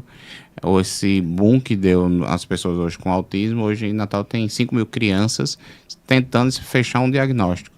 E a gente sabe que hoje no estado do Rio Grande do Norte deve ter 20 neuropediatras. Então é um número muito pouco, a gente precisa avançar mais ainda. Eu soube que no Brasil todo são 470 neuropediatras para o Brasil todo. Então é muito pouco o número de neuropediatras. Então a gente precisa, lógico, avançar em políticas públicas, precisamos avançar, dar tratamento digno a essas pessoas, tanto pelo SUS, até a rede privada, a própria Câmara. Eu sou o relator da SEI, dos planos de saúde, que a gente sabe que está um caos. Então, assim, a gente precisa avançar nessas políticas públicas e ampliar os direitos. E você sabe que eu sou um defensor ferrenho do SUS, né? Sim. Eu acho importantíssimo, acho o SUS fantástico. É lógico que existem as distorções, todo enorme projeto, enorme programa tem distorção. Isso aí é inerente do tamanho, né? Para mim não era para ter, né? Mas tem distorções regionais de um programa tão imenso que é o SUS. E eu acho que a gente tem que lutar por essa política de saúde mental e saúde da pessoa com deficiência, assim, para que realmente as políticas cheguem na ponta. né? Se for pelo terceiro setor, se não for pelo terceiro setor. Eu sou fã do terceiro setor. Mas que tem que chegar. Eu sou muito fã. Essa questão, por isso que 50% das minhas emendas vai para o terceiro setor. Fala-se eu muito adoro de o terceiro neuro, setor. né? Neuroinfantil, neuropediatra, neuro para o autista adulto. Mas o psiquiatra também pode. O psiquiatra infantil, né, também pode laudar. O laudo da minha filha foi dado pelo psiquiatra infantil, né? E eu acho, Técio, que a gente precisa muito mais continuar informando, continuar se falando, continuar se discutindo, para que a sociedade absorva a empatia pela pessoa com déficit como um todo. O autista, muita gente fala, é moda. Não, que a gente fala incessantemente, continua falando. Aumentou realmente a incidência proporcionalmente? Aumentou. Não sabe se a causa, por que aumentou, por que não aumentou, não sabe. Mas a verdade é que se tirou o autista de dentro de casa e as mães e os pais foram para a rua informar a população, né? Informar a população de que tem um ser humano que reage diferente, que não é doença, que reage diferente, que vê o mundo diferente e precisa ser respeitado. Sim, com certeza. Né? Tem uma pergunta aqui sobre conselho, certo? Do Flávio, aqui daqui a pouco a gente fala, tá? Tá. Eu sou muito fã do terceiro setor. Eu adoro o terceiro setor. Eu acho que o poder público tem que fazer parceria com o terceiro setor. A prefeitura, os poderes públicos, tem que fazer tanto parceria com o terceiro setor, com parceria pública-privada. Eu acho que o poder público ele não consegue abraçar tudo, não tem como abraçar tudo. Então, esse terceiro setor, hoje em Natal temos muitas instituições sérias, com grande credibilidade, temos uma Pai Natal, um Heitor Carrilho, um ADOT, SADEF, o Instituto dos Cegos, você vai lá, é tudo perfeito. Então, assim, e eles não têm a parte burocrática que o poder público tem. Porque o poder público tem aquela parte burocrática, tem que abrir licitação, tem que abrir processo, vai rodar, vai ter o trâmite. Não tem braço, não tem servidores técnicos. Então, assim, o terceiro setor contrata, na noite, em 24 horas, contrata 10 técnicos. O poder público, para contratar, passa 6 meses, um ano e meio, porque vem a parte burocrática. Isso. Aí se abrir uma licitação, uma pessoa vai judicializar, aí vai discutir na justiça, aí o Ministério Público vai dar uma opinião. Então, assim, aí passa 6 meses, um ano.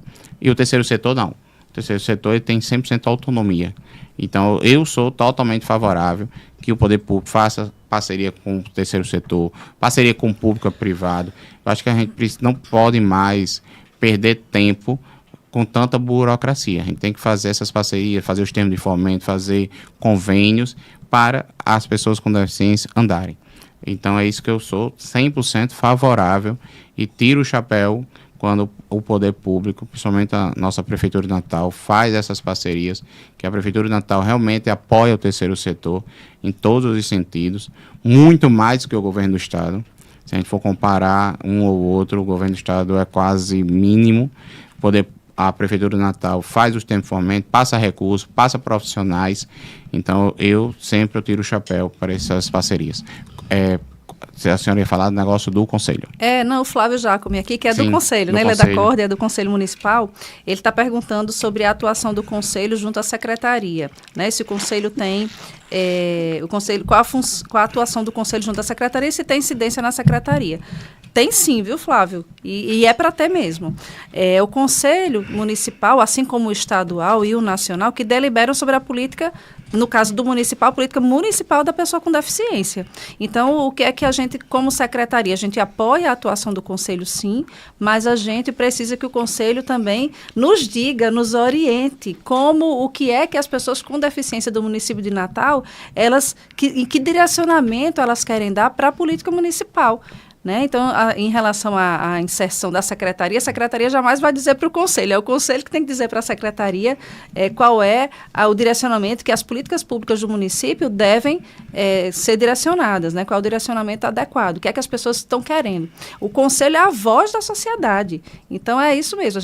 A inserção é essa, que o Conselho traga para a secretaria e, nesse ponto, nós estamos muito abertos. A gestão Paulinho é justamente esse diálogo com a sociedade e o Conselho é como eu disse, é representante da sociedade e tem que nos pautar, e não o contrário. Então, a gente está sempre aberto a esse diálogo. Inclusive, vou estar no próximo dia 10 no evento que o Conselho Municipal vai fazer. É um momento também de diálogo do secretário com as pessoas que formam o Conselho. Isso é super importante. E aí a gente vai avançar sim. A gente está querendo, inclusive, eu estou falando há muito tempo da política municipal da pessoa com deficiência aqui. Né? A gente está encomendando esse estudo, está sendo feito pelos residentes na secretaria e vai ser entregue ao Conselho, à Câmara de Vereadores, para que vocês dialoguem com a sociedade e tragam para a gente o que é que nos próximos 2 anos, né, a gente pode, 2, 3 anos, a gente já pode, pelo menos nessa gestão agora, né, nesse mandato de Paulinho, que a gente pode direcionar. E principalmente que o Conselho ele é feito 50% da sociedade civil, né? Exato. E 50% ele é feito por governamental. Então, tem a sociedade civil dentro do Conselho que escuta o que o terceiro setor, o que a sociedade civil, em modo geral, ele pretende avançar nas políticas públicas, aproveitando que a gente tem agora na Câmara, está em discussão PPA, que passou pela sua secretaria, passou por todas as secretarias. Os conselhos foram ouvidos, Os conselhos foram ouvidos, deram suas sugestões, chegou agora a vez dos vereadores cada vereador encartar suas emendas. Então, acho que isso é muito importante, que antes de chegar na Câmara, teve o quê? Reuniões nas comunidades. Exatamente. Foi o primeiro passo para escutar o povo. Chama PPA participativo, né? Quando a prefeitura vai às comunidades escutar. Então, assim, teve nas 4 zonas de Natal, a prefeitura escutou a população, depois escutou os secretários, para depois enviar para a Câmara. E agora chegou o momento da Câmara analisar o que a prefeitura enviou e colocar cada vereador colocar suas emendas necessárias das políticas públicas durante os próximos 4 anos da gestão do nosso prefeito Paulinho Freire. Exatamente. E a LDO está sendo analisada nesse momento pelos secretários, está sendo proposta. A LOA. A LOA, desculpa, é a LOA. A EDEL foi votada já em julho. Isso, não, eu me equivoquei, a LOA. Está sendo feita exatamente agora em harmonia com o PPA. Então, por exemplo, quando passou por mim, eu já coloquei lá as rubricas específicas para a pessoa com deficiência, para os conselhos municipais. A gente tem, dentro da secretaria, 2 conselhos específicos, né? Então, já tem proposta nossa, né? Verba para um, verba para outro. A gente espera que seja aprovado. Mas na secretaria temos quantos conselhos? 2 conselhos, hoje 2. A gente vai, o Conselho de Direitos Humanos, a gente vai constituir agora, esse mês ainda de setembro. Outubro nós temos o Conselho de Juventude, então eu vou ter 4 até final do ano. Eita, coisa boa. Então, hoje, os conselhos que a senhora tem é de pessoa com deficiência e o outro é? LGBT e pessoa com deficiência. Isso. Aí o da juventude, a senhora vai enviar para a Câmara. Não, já tá sancionado. A gente vai já constituir. Foi sancionado, é verdade.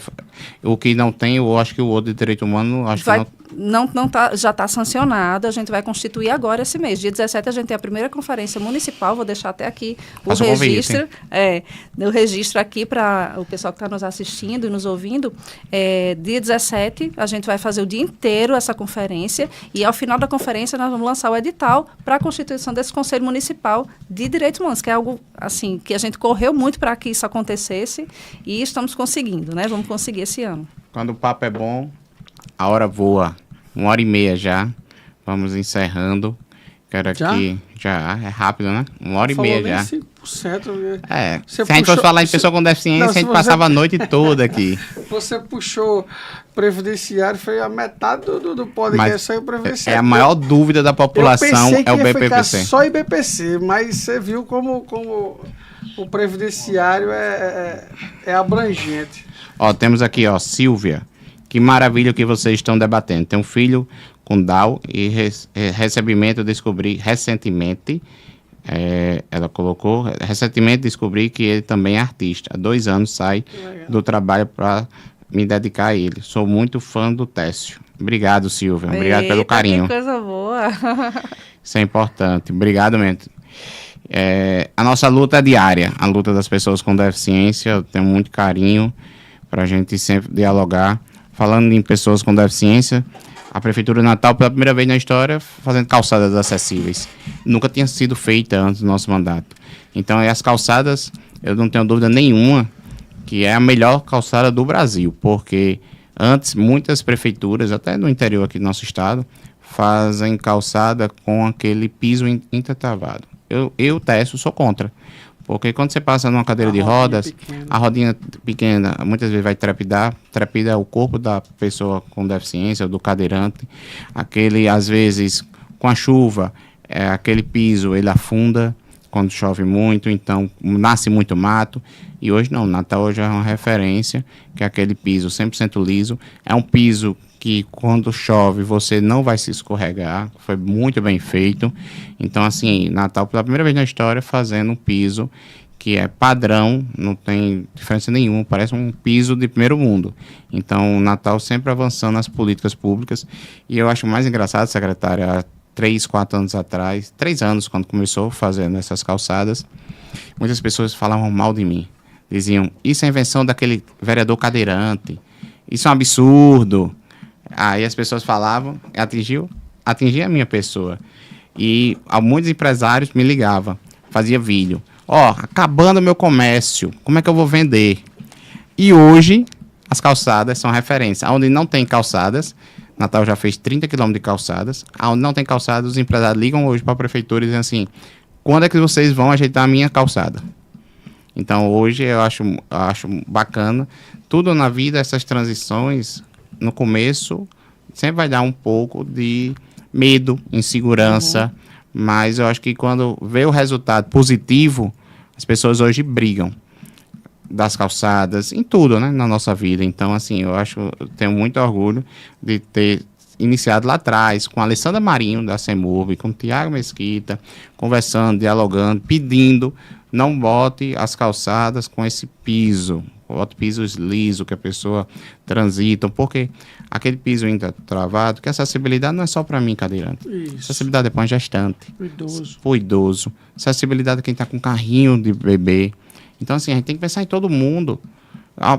Uma mulher, a senhora, usa salto alto.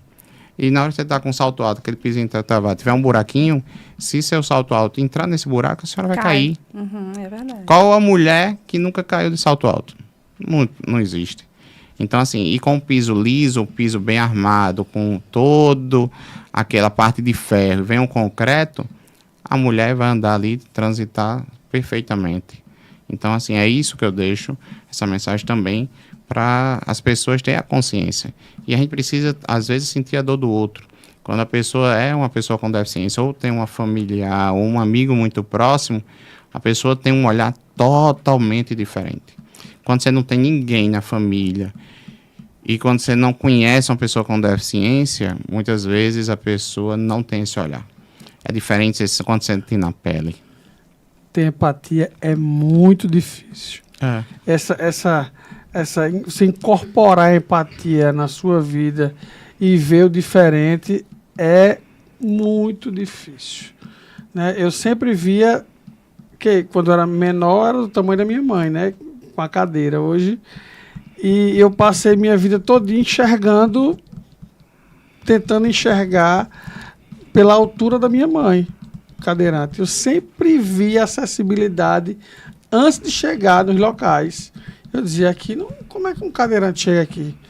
Então, por conviver, eu adquiri essa visão antes de chegar. Né? Eu sempre olhava a acessibilidade. É um vício. Né? Você olha a acessibilidade antes de chegar. E eu digo uma coisa, Técio. A sua cadeira lá no Parlamento Municipal é imprescindível para esse olhar inclusivo na sociedade de Natal. Tá? Justamente por estar sempre tendo a palavra de uma pessoa que vive tudo isso. Né? Que tem a vivência, que olhe, veja isso aqui e está lá no momento que as pessoas que... Eu vou ser bem prático nas minhas palavras. As pessoas que andam com as duas pernas normais, se tivesse só eles não iam enxergar essa observação que você enxergou. Por isso a importância de você estar lá. A própria Câmara, antes do nosso mandato, não tinha acessibilidade. As pessoas com deficiência recebiam homenagem na parte inferior. Isso mesmo. Porque tinham 3 degraus que não podia subir. O púlpito, que é a tribuna, onde os vereadores sempre vão discursar. A pessoa com deficiência, quando vai discursava do lado, ou com um microfone sem fio, ou na mesa da presidência, e não na tribuna. E hoje a tribuna é o quê? Ela rebaixa a altura. Então isso é muito gratificante. Hoje a Câmara, antigamente não tinha banheiros adaptados. Hoje a Câmara deve ter uns 5 banheiros adaptados. Se chama legado. Então hoje a gente vê rampa de acessibilidade em todos os locais. A plataforma, a Câmara, tinha 8 anos sem manutenção, sem funcionar. Eu me lembro muito bem, uma vez, a professora Eleika, vereadora, isso há 8 anos atrás, ela ficou presa na plataforma. Mas nunca mais eu subo aqui, porque não tinha manutenção. Isso mesmo. E não funcionava. Então, hoje tem manutenção periódica. Toda semana tem a manutenção da plataforma, tanto da plataforma que vai para o plenário e tanto da outra plataforma que vai para os gabinetes. Que antes não tinha. Antigamente era o quê? Só escada. E lá tem o quê? 2 escadas. Então, isso é o quê? Isso é porque é por causa da representatividade. Se eu não tivesse sido eleito em 2020, a Câmara era acessível hoje? Eu acho que não. Porque em 2020 não era. Eu passei 6 meses para receber meu gabinete. Fui eleito 15 de novembro de 2020, 1º de janeiro de 2021 tomei posse, recebi meu gabinete, foi no presente aniversário, dia 17 de junho de 2021.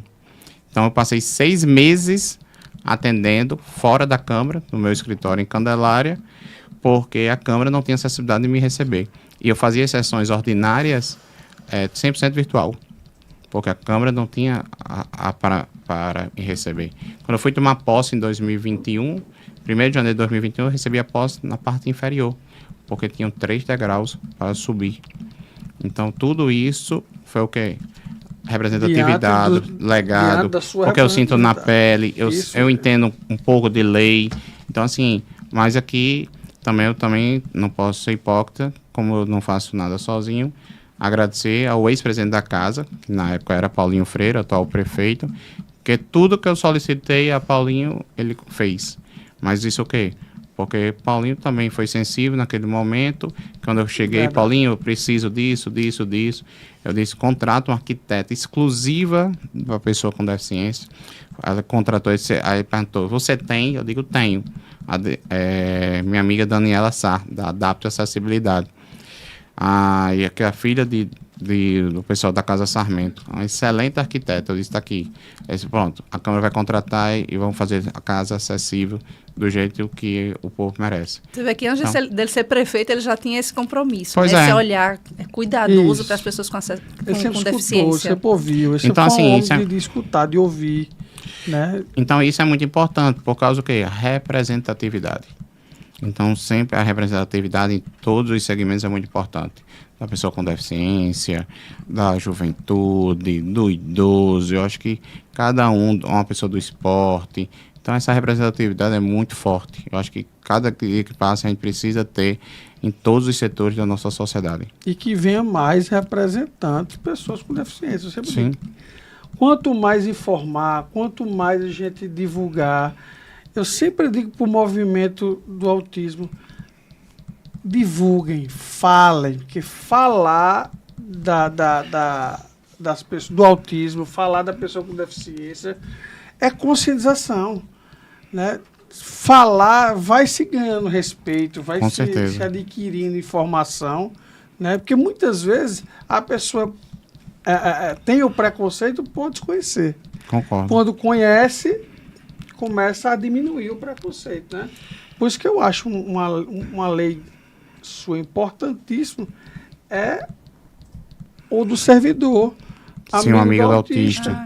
Né? Para a gente ter cursos lei dentro do executivo, dentro do... A lei de nossa autoria que já foi sancionada esse ano pelo prefeito.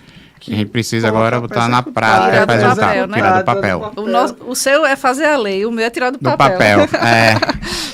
Isso mesmo. Então, assim, quero aqui agradecer aqui meu amigo Jean, da Testar Podcast, por ter aberto aqui a porta, um excelente podcast. Deixa um abraço aqui, meu amigo Jean do União Brasil, do mesmo partido. Eu tenho muito carinho pelo partido que eu estou. Quero agradecer a você, doutor Hugo, por estar aqui conosco, tirando todas as dúvidas em relação aos direitos da pessoa com deficiência. A nossa secretária, Luciana, que está fazendo um belíssimo trabalho lá na CEMID, dizer que conta com o nosso mandato. Eu acho que, de mãos dadas, a gente tem muito que construir juntos. Já construímos durante esses 8 meses de gestão. Parabenizo a senhora, como eu já disse muitas e muitas vezes, em 8 meses de gestão já foi feito o que há 4 anos não fizeram. Isso é fato. Então, assim, a gente precisa avançar em políticas públicas, dizer que nosso mandato está sempre à disposição, trabalhar juntos. Como eu sempre digo, sozinho eu não faço nada e, juntamente com a senhora, acho que a gente tem que avançar muito em políticas públicas. Em relação à pessoa com deficiência, a gente vai avançar, não tenho dúvida nenhuma. Já estamos avançando, a gente não vai, já estamos. Acho que a gente já tem que viver hoje o presente. Já conseguimos vários efeitos positivos na gestão. Eu acho que a gente vai avançar muito mais. Temos aí mais 3 anos para frente para a gente avançar mais ainda em políticas públicas e mostrar que Natal vai se tornar uma cidade acessível e que todos possam viver aqui e, assim, viver com gosto, com dignidade, com vez, com voz, com visibilidade. Acho que a gente precisa incluir essas pessoas com deficiência num ambiente que não tenha pessoas com deficiência também. Então, isso é inclusão. É uma mistura de todo mundo, porque a gente não pode segregar, a gente não pode excluir e colocar no mundo, não, aqui só pessoa com deficiência. E aqui é pessoas que não têm deficiência. Eu sou totalmente contra. Eu acho que a gente precisa incluir geral. No mesmo ambiente de trabalho tem que ter pessoas com deficiência e pessoas que não têm deficiência. Isso sim, na minha visão, é incluir, é inclusão. A gente precisa conviver com todo mundo. Com as considerações finais com o Dr. Hugo e a nossa secretária Luciana. Eu queria, desde já, agradecer, né, o convite, a oportunidade de estar falando mais uma vez, nesse mês de setembro, né, da pessoa com deficiência, né, dos direitos e garantias trazidos. Realmente existem muitos avanços legislativos. A gente esqueceu de falar da Berenice Piano, que foi o primeiro norte, né, que garantiu o autismo equiparado com pessoa com deficiência. Em 2012. 2012. É uma baluarte, né, do movimento. E que a gente já tem um corpo legislativo muito legal aqui no município, muito promissor, muito progressista, né, em relação à pessoa com deficiência. Eu acho que o seu mandato, essa ajuda, auxilia e embasa muito para que isso esteja ocorrendo, né? E, assim, eu espero que a evolução seja cada dia melhor por esse entendimento, essa empatia, como a gente falou muito em empatia. Porque simpatia é uma coisa, empatia é outra, você sentir a dor do outro, você conseguir enxergar pelos olhos do outro, né? Você quer ouvir pelo ouvido do outro e ter a sensibilidade de acolher. Você falou muito bem sobre a inclusão, né? E eu vou pegar só um parênteses e falar de uma inclusão fake, né? Que era minha filha que estava na escola, mas não estava ao mesmo tempo, né? Porque hoje minha filha não tem nenhum amigo da escola onde ela estudava. Ela não conseguiu fazer nenhum amigo. E não foi por causa dos pais que não atraíram esses adolescentes para cá. Foi, infelizmente, a escola não foi acolhedora o suficiente para incluir no mundo da escola dos amiguinhos e abstrair disso o ciclo de amizade, que a gente sabe que é difícil. Todo mundo aqui pode, às vezes, conta nos dedos os amigos que tem, né? Eu sei que a amizade é difícil, mas essa é um caso que eu trago, como a inclusão é difícil, é árdua, e esse papel de informar, de falar o tempo todo das dificuldades, o tempo todo dos direitos, tem que ser seguido, né? Eu vi que é o tempo que está esgotando e quero só agradecer, pronto, é melhor, porque senão eu falo demais. A conversa está tão bacana, 1h45, já estamos agradecer o convite, foi ótimo. Se tivesse mais 5 horas, eu conversava sobre pessoa com deficiência e estou à disposição. com a palavra a nossa secretária Luciana. Eu quero também agradecer a oportunidade. Esse é o primeiro podcast, mas não vai ser o último. Nós vamos estar juntos em outros. E aqui já foi falado de legado. Eu quero só lembrar que, quando a gente fala de legado, a gente fala de transformar a sociedade, pavimentar para quem ainda não nasceu, para quem já ainda vai nascer, né? Então, eu acho que esse papel é de todos nós aqui, e eu me orgulho muito de estar nesse momento do país, desse momento da minha vida, fazendo isso. E Técio faz isso e o senhor também faz isso, né? Então, quando a gente coloca a mão e transforma a vida das pessoas, transforma positivamente a vida das pessoas, eu costumo dizer assim, não tem dinheiro que pague, não, isso daqui. Então, a gente faz de forma voluntária, com amor, com carinho.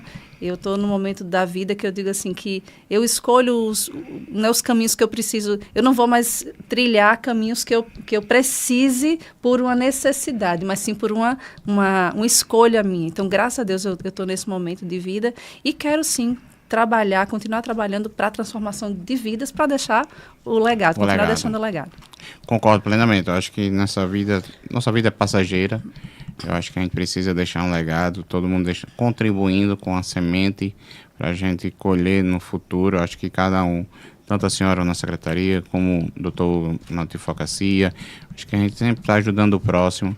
Nosso mandato também, sempre pensando no próximo, sentindo a dor do outro, para a gente ter um mundo mais justo, mais igualitário, com mais equidade, com mais inclusão, com mais respeito para todas as pessoas. É isso que a gente tem que deixar aqui, principalmente na nossa capital, onde a gente vive e convive, onde a gente está diariamente. Eu acho que isso é muito bacana. Quero aqui agradecer mais uma vez a secretária Luciana, agradecer ao doutor Hugo, agradecer aqui a cada um de vocês que está nos assistindo, que está aqui com a gente, que vocês tiraram o seu tempo, que é precioso, e está aqui sempre conferindo, sempre tirando suas dúvidas, escutando aqui tanto o Poder Legislativo, eu represento, com a secretária, com o doutor Hugo. Agradecer aqui ao meu amigo Jean da Star Podcast, está aqui de portas abertas sempre para o nosso mandato. Então, muito obrigado a cada um de vocês. E o principal, que Deus nos abençoe sempre. Fiquem todos com Deus. Amém.